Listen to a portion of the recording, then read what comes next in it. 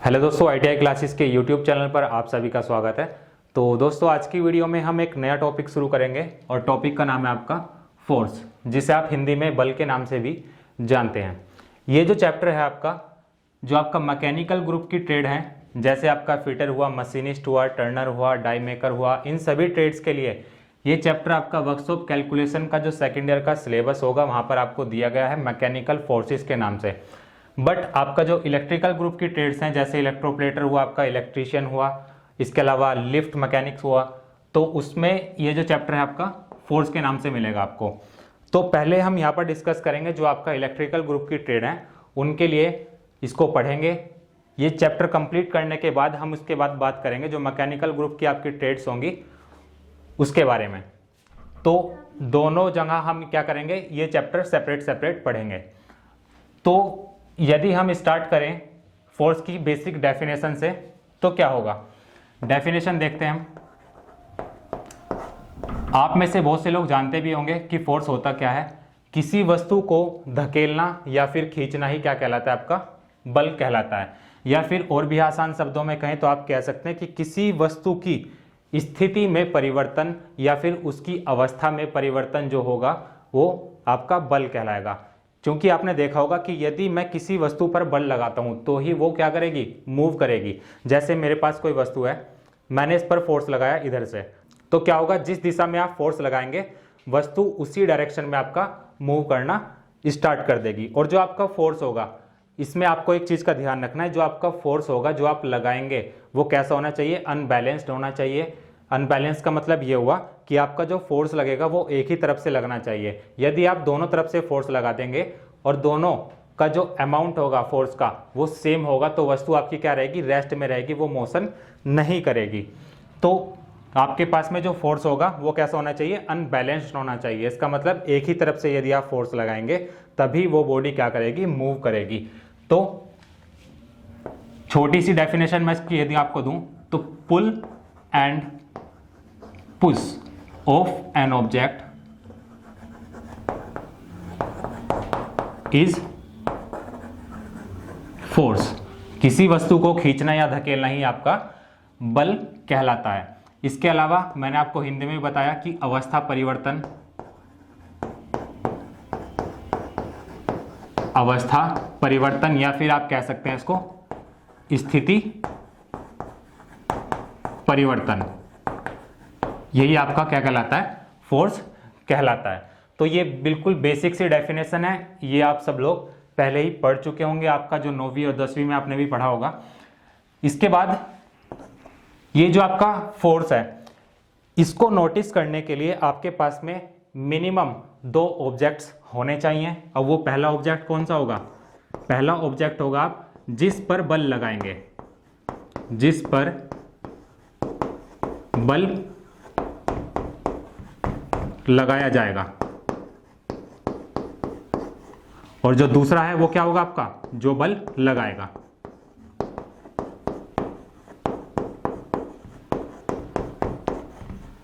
यदि ये दोनों चीजें आपके पास में होंगी तभी आप फोर्स को अनुभव कर सकेंगे, आप उसको नोटिस कर सकेंगे।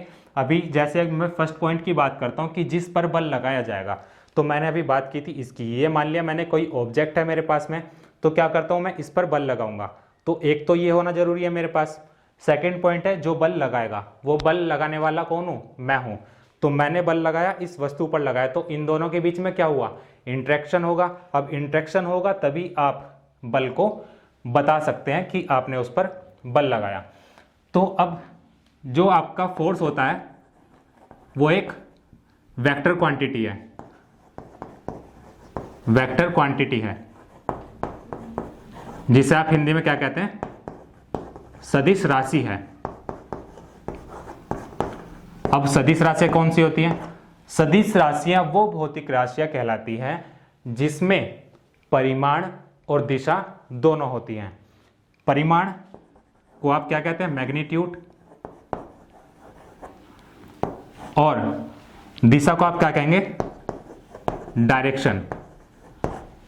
तो जिन भौतिक राशियों में मैग्नीट्यूड और डायरेक्शन होगा वो आपका क्या कहलाती है, फिजिकल क्वांटिटीज कहलाती हैं, वेक्टर क्वांटिटीज कहलाती हैं।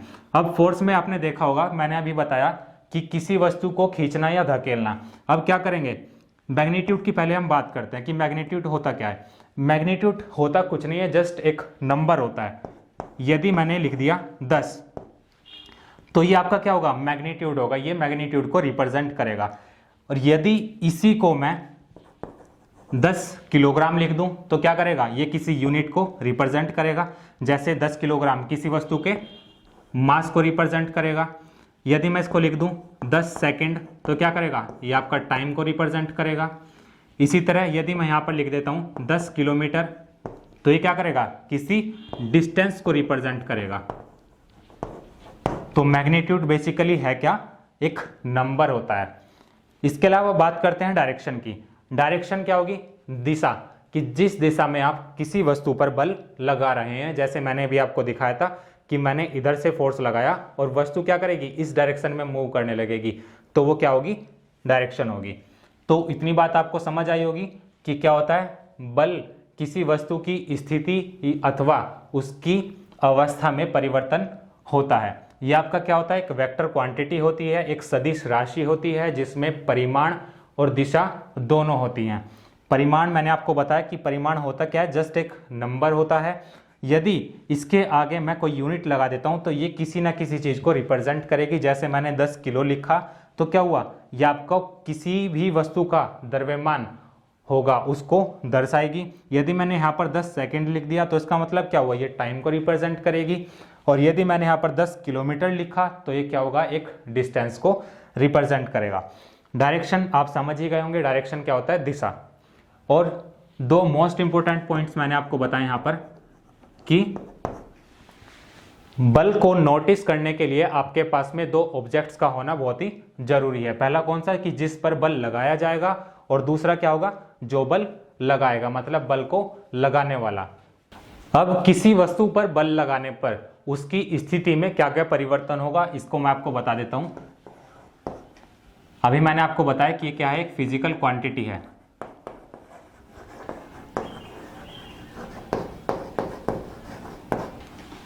फोर्स क्या है, एक फिजिकल क्वांटिटी है विच कैन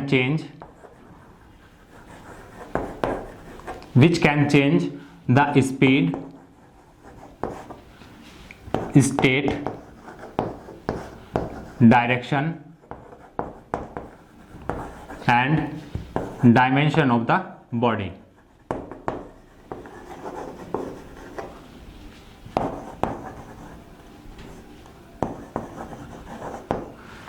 बल क्या है, एक भौतिक राशि है जो किसी वस्तु की स्पीड में, उसकी जो स्थिति होगी उसमें, उसकी दिशा में और उसके आकार में परिवर्तन कर सकती है।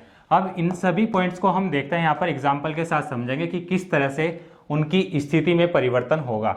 जैसे फर्स्ट मैंने आपको बताया स्पीड,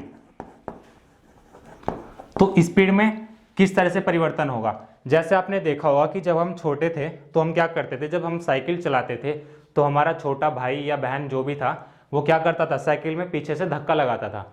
तो क्या होता था, वहां पर स्पीड जो है वो पहले से बढ़ जाती थी। तो इसका मतलब क्या हुआ कि उसने फोर्स लगाया तो हमारी जो साइकिल की स्पीड थी उसकी स्पीड में परिवर्तन हुआ, उसकी स्पीड में चेंज हुआ। तो यहाँ पर आप साइकिल से समझ सकते हैं, जो साइकिल का मैंने अभी आपको एग्जाम्पल बताया कि जब आप उस पर फोर्स लगाएंगे साइकिल पर पीछे से तो क्या होगा, उसकी स्पीड जो है बढ़ जाएगी। और यदि उसको कस के पकड़ लेगा, जैसे आप चलाना चाह रहे हैं साइकिल और मैंने उसको पीछे से रोक लिया, तो क्या होगा, वो साइकिल क्या करेगी, उसमें कोई जो होगा, उसमें जो परिवर्तन होगा वो नहीं होगा। या फिर कह सकते हैं या तो आपकी साइकिल खड़ी रह जाएगी या फिर वो उल्टी दिशा में आपका चलने लगेगी। ये डिपेंड करेगा आपके फोर्स के ऊपर।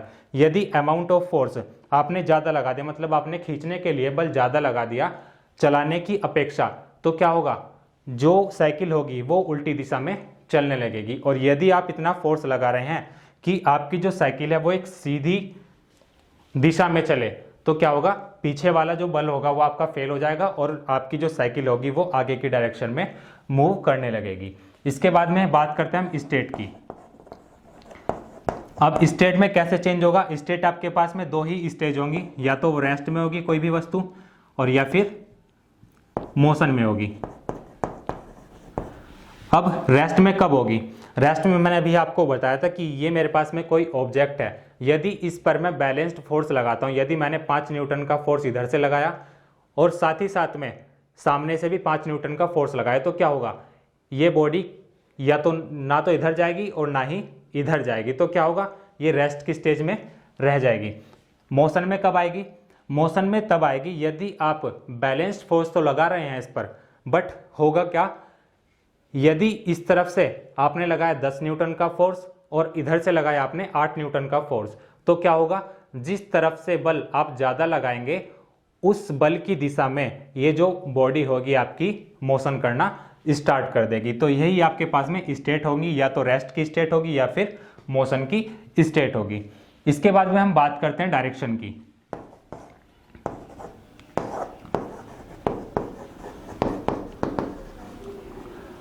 डायरेक्शन की यदि मैं बात करूं तो इसका सबसे अच्छा एग्जांपल क्या होगा, आपने क्रिकेट मैच देखा होगा। क्या होता है, जब बैट्समैन आपका बैटिंग कर रहा होता है और बॉलर बॉलिंग कर रहा होता है, तो क्या होता है, जब बॉलर बैट्समैन को बॉल देगा तो बैट्समैन क्या काम करेगा, बैट्समैन बल्ले से सिर्फ बॉल को डायरेक्शन देने का काम करेगा। तो डायरेक्शन आप किस तरह से चेंज कर सकते हैं, उसने जितने भी फोर्स से वो बॉल आपकी तरफ फेंकी होगी, आपने सिर्फ क्या किया, थोड़ा सा बस बल लगाया, उसको सिर्फ डायरेक्शन दी, तो बॉल आपकी उसी डायरेक्शन में जाएगी कि जिस तरफ वो बैट्समैन शॉट खेलना चाहेगा। तो यहाँ पर आप इस एग्जांपल से इसको समझ सकते हैं कि क्रिकेट मैच वाले से। इसके बाद में हम बात करते हैं इसके डायमेंशन की।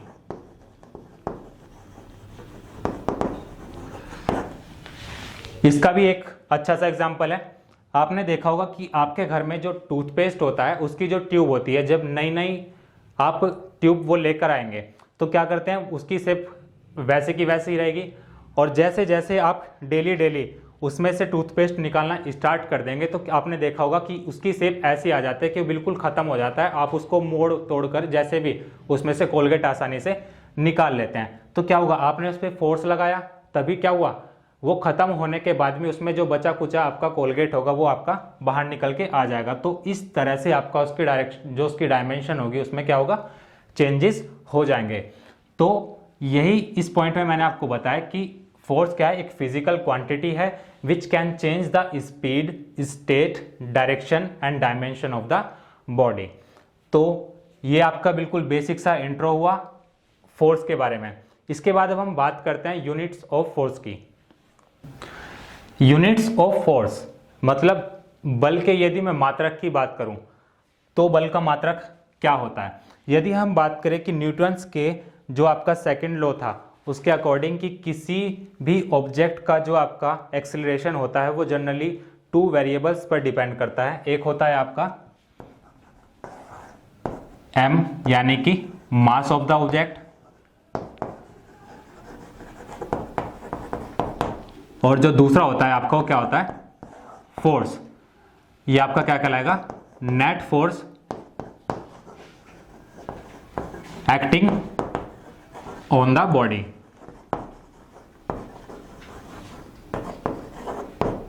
या फिर आपने एक फॉर्मूला देखा होगा कि F बराबर m में, ये आपका जो न्यूटन का गति का दूसरा नियम था उसके अकॉर्डिंग है कि किसी वस्तु पर लगाया गया बल उस वस्तु के द्रव्यमान तथा उसमें उत्पन्न हुए त्वरण के गुणनफल के बराबर होता है। तो F बराबर m में से यदि मैं इसकी यूनिट निकालूं यहां से, तो आपके पास में चूंकि 3 सिस्टम्स हैं, पहला है आपका MKS, दूसरा है आपका CGS, तीसरा है आपका FPS। तो तीनों में हम देखते हैं कि जो आपका बल का मात्रक होता है वो क्या होता है। तो पहले हम बात करेंगे MKS में। MKS में आपने देखा होगा कि आपका जो द्रव्यमान होता है वो आप किस चीज़ में लेते हैं, किलोग्राम में लेते हैं, इनटू आपका जो एक्सेलरेशन होगा, त्वरण होगा, वो किस चीज़ में होगा, मीटर प्रति सेकंड स्क्वायर में। तो यहाँ से आप इसको ये कह सकते हैं कि आपका जो बल का मात्रक होगा वो क्या होगा, किलोग्राम मीटर प्रति सेकंड स्क्वायर, या फिर आप इसको क्या कह सकते हैं, न्यूटन भी कह सकते हैं। इसके अलावा अब यदि हम बात करें CGS सिस्टम की, तो CGS में क्या होता है, आपका जो मास होता है, किसी भी बॉडी का जो मास होता है वो ग्राम में होता है। तो यहाँ से आपका क्या हो जाएगा, ये ग्राम गुणा आपका जो एक्सेलरेशन होगा, यहाँ पर हम बात कर रहे थे मीटर पर सेकंड स्क्वायर की, तो यहाँ पर क्या हो जाएगा आपका सेंटीमीटर प्रति सेकंड स्क्वायर। चूंकि आपका जो टाइम होता है वो तीनों सिस्टम्स में उसकी यूनिट आपकी सेम ही होती है, वो सेकंड होती है। तो यहाँ से इसकी जो यूनिट होगी ये क्या होगी आपकी ग्राम सेंटीमीटर पर सेकंड स्क्वायर, या फिर आप इसको कह सकते हैं डाइन। तो सीजीएस सिस्टम में आपका जो बल का मात्रक होता है वो क्या होता है, डाइन होता है। एमकेएस सिस्टम में आपका जो बल का मात्रक होता है वो न्यूटन होता है। यदि मैं बात करूं एफपीएस सिस्टम की, तो आपका जो एफपीएस सिस्टम है उसमें जो आपका किसी भी बॉडी का मास होगा वो किस चीज में लेते हैं आप, पाउंड में लेते हैं। पाउंड इनटू आपका जो एक्सेलरेशन होगा, मतलब यहां पर तो हमने बात की थी मीटर की, यहां सेंटीमीटर की, हम यहां क्या लेते हैं, डिस्टेंस जो लेंगे वो फुट में लेंगे, और आपका जो सेकंड स्क्वायर है वो एज इट इज रहेगा। तो यहां से आप इसको कह सकते हैं या तो पाउंड फुट पर सेकंड स्क्वायर बोल सकते हैं, या फिर हम कह सकते हैं इसको पाउंडल। तो तीनों सिस्टम्स में जो आपकी फोर्स की यूनिट होगी वो मैंने आपको बता दी यहां से, कि आपका जो एमकेएस सिस्टम है वहां पर आपका जो मास होता है वो किस चीज में होता है, किलोग्राम में होता है। एक्सेलरेशन आपका किस चीज में होगा, मीटर प्रति सेकंड स्क्वायर में। तो इसको आप या तो ये लिख सकते हैं या फिर इसकी जगह न्यूटन लिख सकते हैं। और सीजीएस सिस्टम में यदि मैं बात करता हूं तो आपका जो मास होता है वो आप ग्राम में लेते हैं, और जो आपका एक्सेलरेशन होगा वो सेंटीमीटर प्रति सेकंड स्क्वायर में होगा, जिसको आप डाइन के नाम से भी जानते हैं, या फिर इसकी जगह हम क्या लिख सकते हैं, डाइन भी लिख सकते हैं। इसके अलावा जो थर्ड सिस्टम है आपका एफपीएस सिस्टम। एफपीएस सिस्टम में जो आपका मास होता है वो किस चीज में होता है, आपका पाउंड में होता है, और जो आपका एक्सेलरेशन होगा वो फुट पर सेकंड स्क्वायर में होगा। तो इस पूरे की जगह आप क्या लिख सकते हैं, पाउंडल भी लिख सकते हैं। तो ये तो बात हुई आपके यूनिट्स ऑफ फोर्स की। इसके बाद नेक्स्ट है आपका स्पेस डायग्राम और वेक्टर डायग्राम। तो स्पेस डायग्राम आपका होता क्या है, बेसिकली आप कोई भी डायग्राम जो 2D प्लेन में ड्रॉ करते हैं वही आपका क्या कहलाता है, स्पेस डायग्राम कहलाता है। जो कि हम फोर्स की बात कर रहे हैं तो हम यहीं से ले लेते हैं कि कोई मेरे पास में O पॉइंट है, यहाँ से मैंने A डायरेक्शन में कोई फोर्स लगाया 30 किलोग्राम का, और इसी से 45 डिग्री के कोण पर बी डायरेक्शन में मैंने फोर्स लगाया 10 किलोग्राम, इसको मैंने O पॉइंट माना। तो यही जो डायग्राम मैंने भी यहां पर बनाया, इसी डायग्राम को आप क्या कहेंगे, स्पेस डायग्राम कहेंगे। या फिर आप कह सकते हैं कोई भी यदि आप रफ डायग्राम भी ड्रॉ करते हैं किसी प्लेन पर, 2D प्लेन पर, तो वही आपका क्या कहलाएगा, स्पेस डायग्राम कहलाएगा। अब यही डायग्राम यदि मुझे वेक्टर डायग्राम से रिप्रेजेंट करना हो तो क्या होगा, वेक्टर डायग्राम में आप क्या करते हैं, आप कोई भी स्केल मान लेते हैं, और उस स्केल के द्वारा आप क्या करेंगे, अपने फोर्स का जो मैग्नीट्यूड है और जो इसकी डायरेक्शन है उसको ड्राइंग के द्वारा जो आप रिप्रेजेंट करेंगे वही आपका क्या कहलाएगा, वेक्टर डायग्राम कहलाएगा। अब यदि इन्हीं फोर्स के द्वारा मैं वेक्टर डायग्राम ड्रॉ करूं तो किस तरह से ड्रॉ करूंगा, मैंने आपको क्या बताया कि वेक्टर डायग्राम बनाने के लिए सबसे पहले आपको एक स्केल लेना होता है। स्केल मैंने क्या लिया, मैंने मान लिया कि आपका जो 10 किलोग्राम है वो किसके बराबर होगा, 1 सेंटीमीटर के बराबर मैंने मान लिया। इसी तरह जो 20 किलोग्राम होगा वो क्या होगा आपका 2 सेंटीमीटर। तो 30 किलोग्राम के लिए क्या हो जाएगा, ये हो जाएगा आपका 3 सेंटीमीटर। तो ये मेरे पास में एक स्केल आ गया।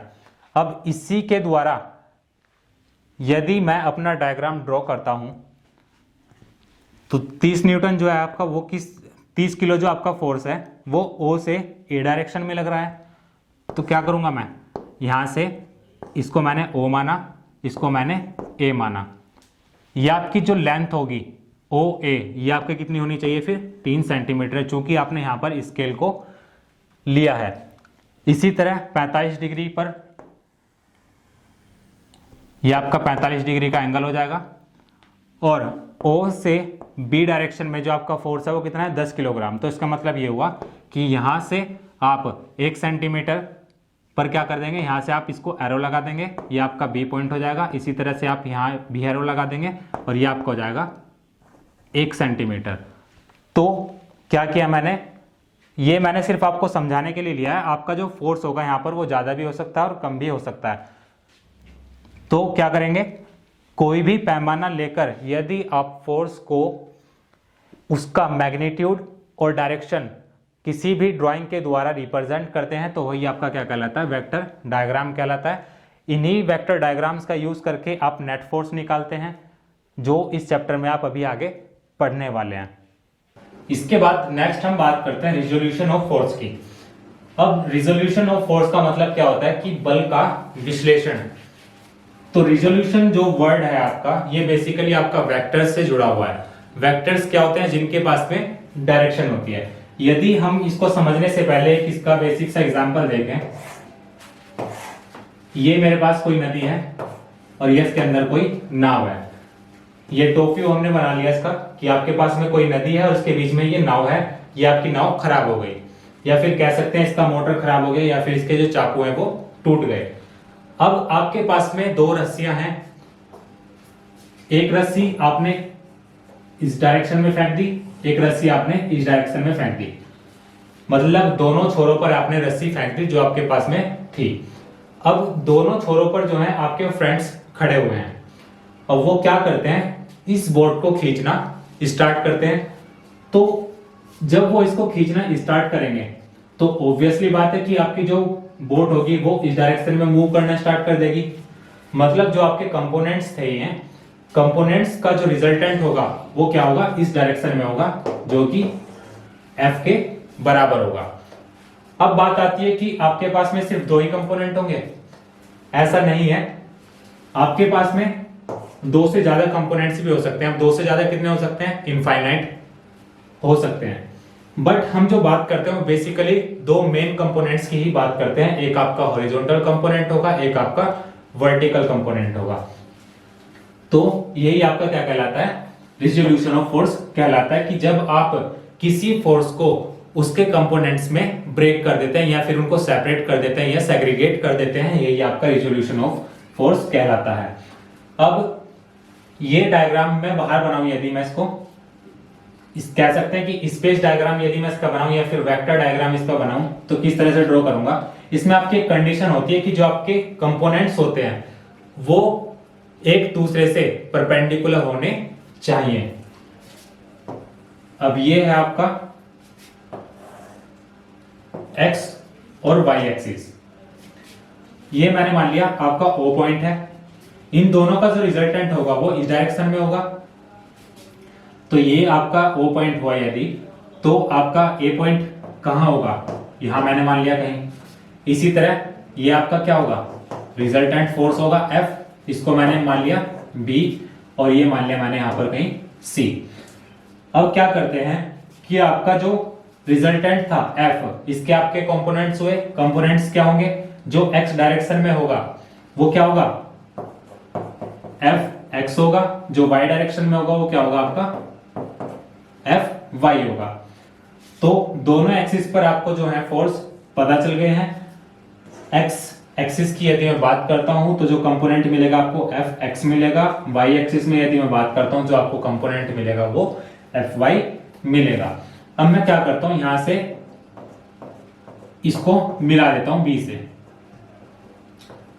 और B से मैं मिला देता हूं ये नीचे की तरफ आपका x एक्सिस पे। अब यहां से आप देखेंगे यहां पर आपको एंगल ये दिया गया होगा, और नहीं भी दिया गया होगा तो आपको मैंने बताया कि आपका जो कंपोनेंट्स होते हैं ये दोनों आपके परपेंडिकुलर होने चाहिए। मतलब एक दूसरे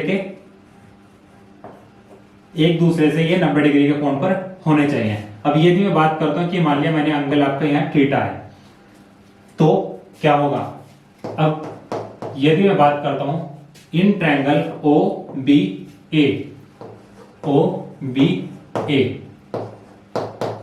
तो इस ट्रायंगल की यदि मैं बात करता हूं ये, और मैं यहां से आपसे पूछता हूं कि इसका साइन थीटा बताइए आप, तो साइन थीटा क्या होगा, sine theta is equals to, आप जानते हैं कि लाल बटे कक्का होता है। साइन थीटा का मान क्या होगा, लंब बटे कर्ण। तो अभी देखते हैं यहां पर, तो ट्रायंगल OBA में यदि मैं बात करूं तो आपका लंब क्या होगा, A B के बराबर होगा। इसी तरह कर्ण की यदि मैं बात करता हूं तो कर्ण क्या होगा आपका O B के बराबर होगा। तो ए बी कितना होगा अब आपका, ए बी यदि मैं देखता हूं तो ये जो आपकी यहां से यहां तक की जो दूरी होगी वो किसके बराबर होगी, यहां से यहां तक की दूरी के बराबर होगी। इसका मतलब ये हुआ कि ये किसके बराबर हुआ आपका, एफ वाई के बराबर हुआ, अपॉन ओ बी जो है आपका वो क्या है, रिजल्टेंट फोर्स एफ के बराबर। तो F Y upon F is equal to क्या हुआ, ये साइन थीटा। और यदि यहां से मैं एफ वाई का मान निकाल लेता हूं तो एफ वाई बराबर क्या हो जाएगा आपका, ये एफ साइन थीटा। तो एक कंपोनेंट तो आपका ये आया F Y is equal to F sine theta. इसी तरह इसी ट्रायंगल में यदि मुझे कोस थीटा निकालना हो तो कोस थीटा क्या हो जाएगा आपका, आधार बटे कर्ण, आधार बटे कर्ण। तो आधार की यदि मैं बात करता हूं तो आधार अब आपका क्या होगा, ओ ए के बराबर होगा, और जो आपका कर्ण होगा ओ बी के बराबर होगा। दोनों के मान रखते हैं, ओ बी बराबर किसके दिया गया है, ओ बी जो है आपका वो एफ एक्स के बराबर है, अपॉन ओ बी जो होगा आपका वो किसके बराबर होगा, रिजल्टेंट फोर्स एफ के बराबर होगा। तो यदि मुझे यहां से एफ एक्स निकालना हो तो क्या हो जाएगा आपका एफ इंटू कोस थीटा। तो एक कंपोनेंट आपका ये आएगा। तो कहने का मतलब ये हुआ कि जो आपका एफ एक्स है, चूंकि आपका हॉरिजॉन्टल प्लेन है और ये आपका क्या है, वर्टिकल प्लेन है, तो एफ एक्स जो होगा ये तो आपका होगा हॉरिजॉन्टल कंपोनेंट, और एफ वाई जो होगा ये आपका क्या कहलाएगा, वर्टिकल कंपोनेंट। तो ये दोनों के दोनों कंपोनेंट्स आप इस तरह से निकाल सकते हैं। यदि आपसे कोई बेसिक सा क्वेश्चन पूछता है तो वो यहां से आपसे पूछ सकता है कि रिजोल्यूशन ऑफ फोर्स बताना है, आपको कोई फोर्स दे देगा, उसमें आपसे पूछ लेगा कि इसका वर्टिकल कंपोनेंट बताइए या फिर इसका हॉरिजॉन्टल कंपोनेंट बताइए। इसमें आपको एक चीज का ध्यान रखना है, यदि आप इस तरह से इतना सब कुछ याद नहीं रखते तो आपको एक चीज का ध्यान रखना है कि जिस एक्सिस के साथ में आपका थीटा एंगल बनेगा वो आपका कौन सा कंपोनेंट होगा, वो आपका कोस वाला कंपोनेंट होगा। कहने का मतलब ये हुआ कि यदि मुझे रिजल्टेंट फोर्स दे रखा है एफ, तो एफ का यदि मुझे कौन सा कंपोनेंट निकालना हो, हॉरिजॉन्टल कंपोनेंट निकालना हो, तो किस तरह से निकालेंगे, क्योंकि आपका जो एंगल दिया गया होगा वो किससे दिया गया होगा, हॉरिजॉन्टल से। ये बता देगा कि आपका जो हॉरिजॉन्टल से थीटा एंगल पर रिजल्टेंट फोर्स कितना है, एफ है। तो इसका आपको हॉरिजॉन्टल कंपोनेंट बताना है। तो क्या हो जाएगा, ये F X is equal to क्या हो जाएगा, एफ इंटू कोस थीटा। तो यहां से आप क्या करेंगे, थीटा की वैल्यू रख देंगे और एफ का मान आपको दिया जाएगा। और जिसके साथ में थीटा एंगल नहीं बनता, अब देखिए आपने यहाँ क्या देखा कि यहाँ पर तो आपका थीटा एंगल बना हुआ है और यहाँ पर क्या है, यहाँ पर कोई भी एंगल नहीं है। तो यहाँ से जो आपका कंपोनेंट निकल के आएगा वो क्या आएगा, F I is equal to F into sine theta. तो जिसके साथ में थीटा होगा वो आपका कोस थीटा वाला होगा, और जिसके साथ में थीटा नहीं होगा वो आपका क्या होगा, साइन वाला होगा। इस तरह से आप इसको याद रख सकते हैं। अब चूंकि इसका यूज जो है वो आगे जो हम पढ़ेंगे इससे उसमें भी होगा, तो इसलिए आपको इस चीज का ध्यान रखना है। ये सिर्फ आपका एक बेसिक सा डेरिवेशन है कि आप रिजोल्यूशन ऑफ फोर्स कैसे निकालते हैं, कि यदि आपके पास में कोई फोर्स एफ दिया गया है तो उसके आप कंपोनेंट से किस तरह से ब्रेक करते हैं। तो आज की वीडियो में इतना ही रखते हैं और नेक्स्ट वीडियो में हम इसी चैप्टर को कंटिन्यू करेंगे। Thank you.